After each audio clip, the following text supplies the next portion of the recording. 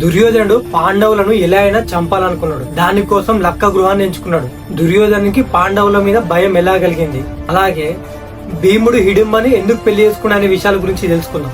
అర్జునికి బ్రహ్మ శిరోనమకాస్త్రం ఇవ్వడం చూసిన దుర్యోధనునికి మళ్లీ భయం మొదలైంది. తన శత్రువు తన ముందే మరింత బలంగా తయారవుతూ వస్తున్నాడు.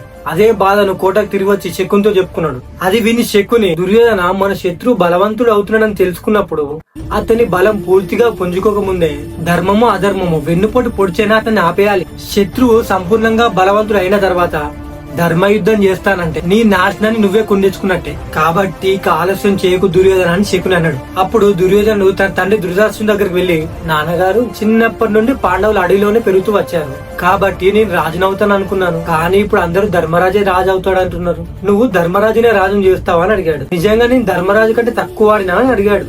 అది విన్న ధృతరాష్ట్రుడు, ధర్మరాజు కన్నా నీవేం తక్కువ వాడి కాదు, కానీ కాలం కలిసిరాక నీవిలా బాధపడుతున్నావు. హస్తినాపురానికి ఎప్పటికైనా నువ్వే రాజువి. నీవు తొందరపడి పాండవులను ఏమైనా చేసి చంపేస్తే చరిత్రలో మన వంశం మీద మాయని మచ్చ వస్తుంది. మనల్ని చెడ్డవాళ్ళుగానే గుర్తుపెట్టుకుంటారు. ఏం చేసినా తెలివిగా చేయాలి. ఏం చేసినా మన చేతికి మట్టి అంటకూడదు. నేను కాలం కొరకు ఎదురు చూస్తున్నాను అన్నాడు. తండ్రి కూడా తన వైపే ఉన్నాడనే దుర్యోధనునికి ఆనందం కలిగింది.